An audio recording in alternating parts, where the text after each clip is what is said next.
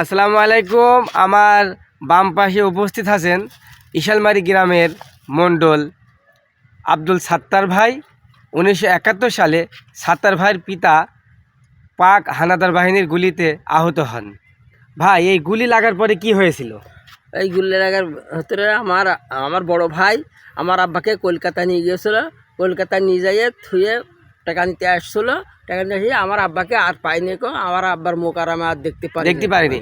অর্থাৎ সাত্তার ভাইয়ের বাবা যখন 1971 সালে খানদের গুলিতে আহত হন, তখন সাত্তার ভাইয়ের বড় ভাই তার পিতাকে কলকাতাতে চিকিৎসার জন্য নিয়ে যায়।